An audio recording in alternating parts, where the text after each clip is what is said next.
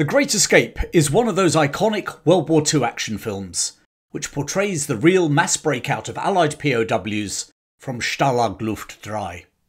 Amongst the all-star cast was British actor Donal Pleasence, more famously known for his roles as Bond villain Ernst Blofeld, and from the Halloween horror films.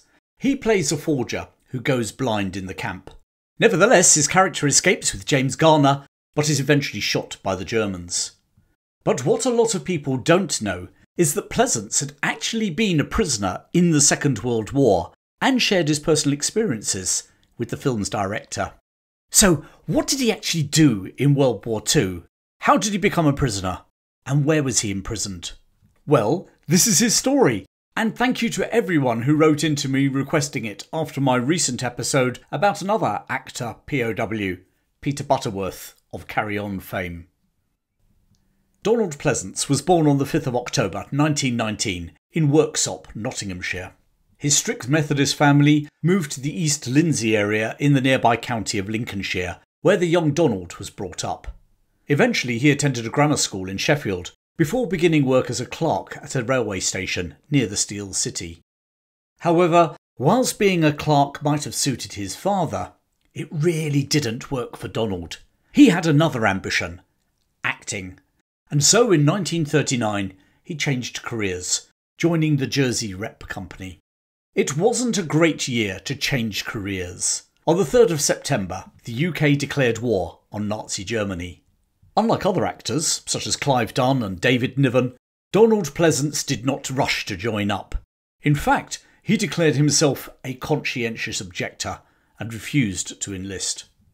However, he changed his mind when he saw the results of the London Blitz and joined the RAF in late 1940. He became a wireless operator in 166 Squadron, flying in Vickers Wellingtons and then Avro Lancasters. During the next 4 years, he flew over 60 missions. As he later recalled, "As an aviator, I was rather successful, right up to the point I was shot down." On the 31st of August 1944, his bomber took off from RAF Kirmington in North Lincolnshire. Not far from where he'd been brought up, Kirmington had been the home to 166 Squadron since the previous year. It's now the site of Humberside International Airport. And before you scoff, I know it isn't Heathrow or Charles de Gaulle or JFK, but it does fly to package holiday destinations such as Mallorca. So, now you know. Back on the 31st of August 1944, Flying Officer Pleasence and his crew were flying towards northwest France. Their target? A German V-1 rocket site close to the commune of Augenville. V-1 rocket attacks on London had commenced in June 1944, just a week after D-Day. Eventually the Germans would fire over 10,000 V-1s at Britain during this latter stage of the war, and about a quarter reached London, where they killed over 6,000 civilians. Unfortunately, on this raid, Pleasence's luck finally ended. His Lancaster bomber was hit, and he bailed out. Of the 8-man crew, 2 were killed, 2 escaped, and 4 were captured. Amongst those 4 was Flying Officer Donal Pleasence. Landing safely, Pleasence was swiftly surrounded by German soldiers and surrendered. When his captors emptied his pockets, they found that he was carrying a serious amount of condoms.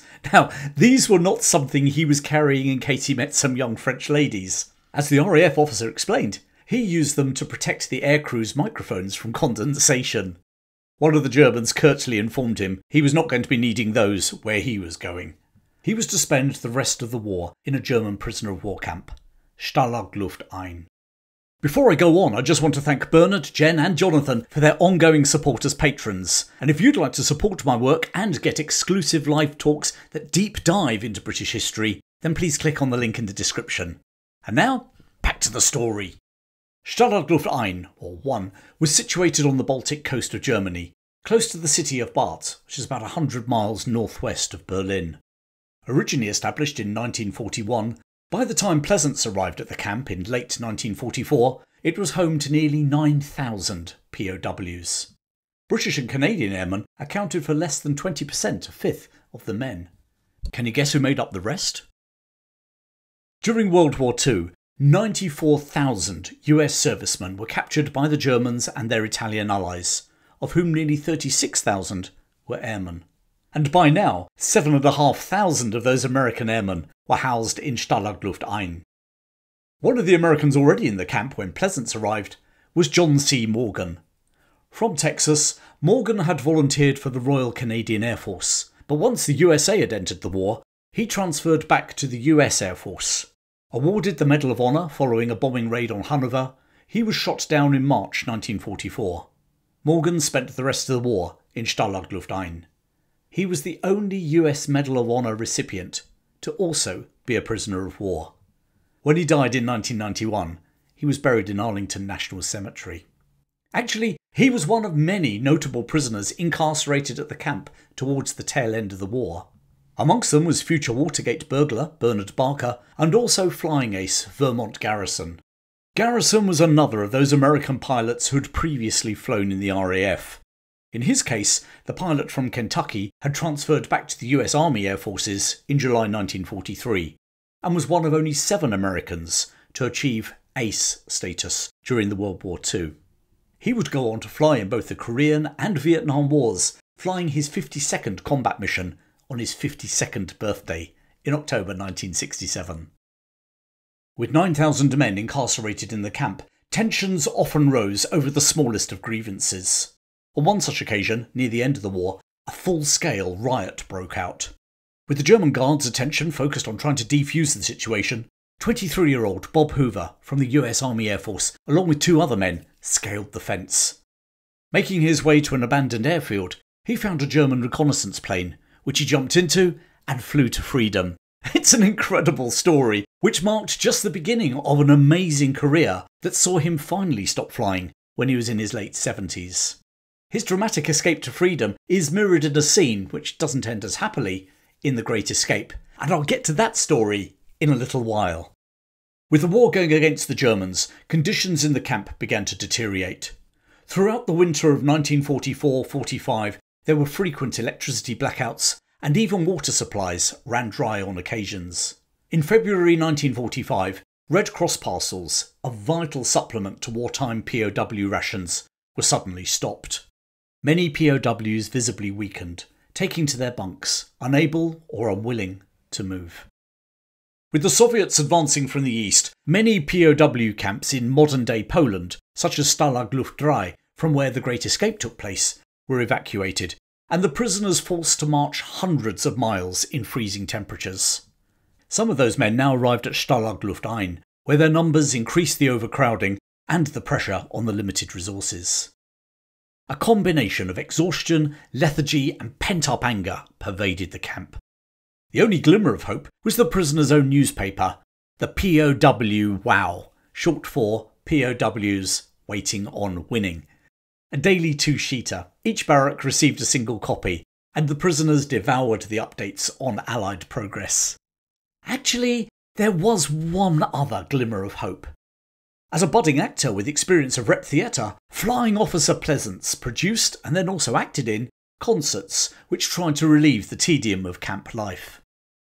On the 30th of April 1945, with the Soviet army advancing towards the camp, the prisoners were ordered to evacuate.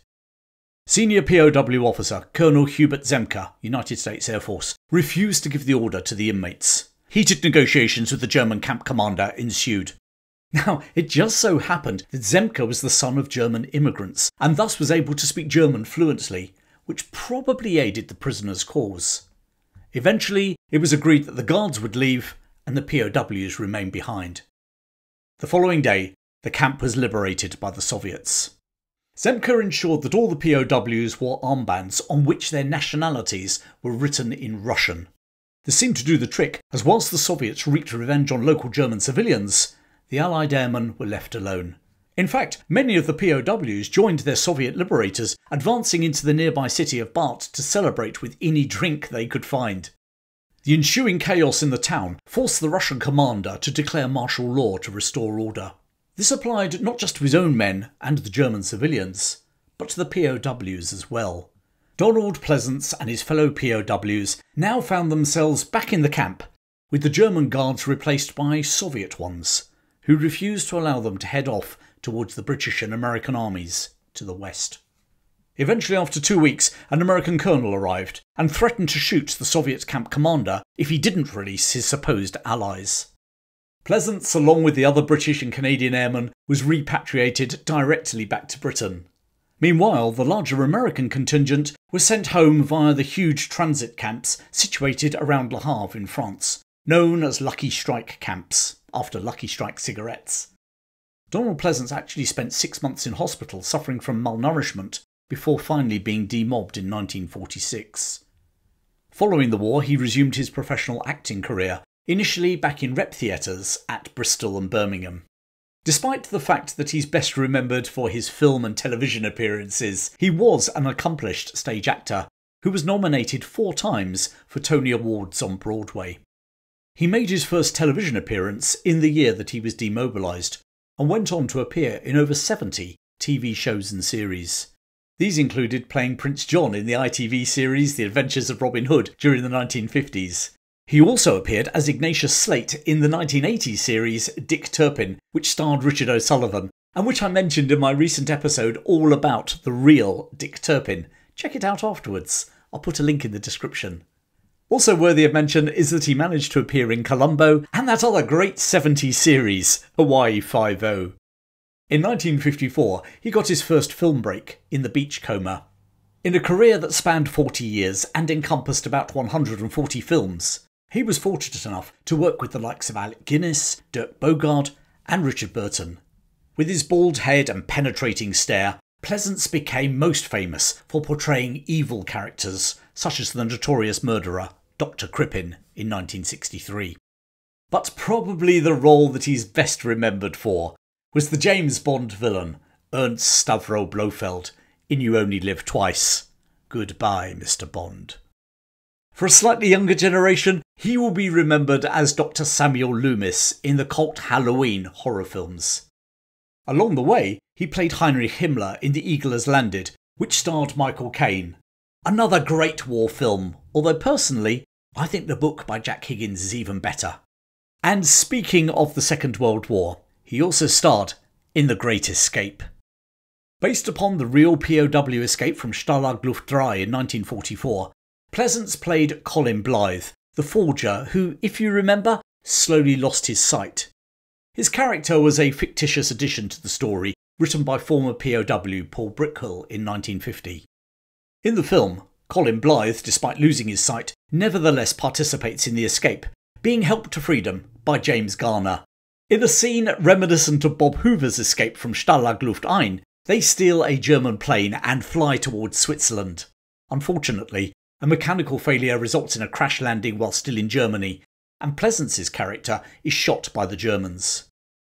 When he arrived on the film set, Pleasence gave the director tips on how the camp should look and how the prisoners should be acting. The director, John Sturges, told him to mind his own business. However, when Sturges then discovered that Pleasence had himself been a POW, he was man enough to apologise, and he involved the actor as an advisor to make the film more historically accurate. Married 4 times and with 5 daughters, Donal Pleasence was appointed an officer of the British Empire, an OBE, by Queen Elizabeth II in 1994. By now, he was living in Saint-Paul-de-Vence in the south of France. It was here, following complications after heart valve surgery, that he died in 1995. He was 75 years old.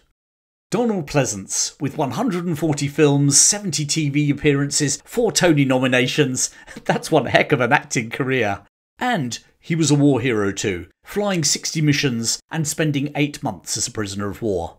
His wartime story that I've told today is well worth remembering in its own right. But it's also a salute to all those Allied soldiers, airmen and sailors who spent time as prisoners of war in World War II. Now, if you'd like to find out the real story about the Great Escape from Stalag Luft that provided the inspiration for that epic wartime film, then please watch my video. Actually, it's one of my most popular videos, and there's a link appearing, well, about now. Don't forget to give me a like, post a comment, or become a patron. Thanks for joining me today. Keep well, and I'll see you again very soon.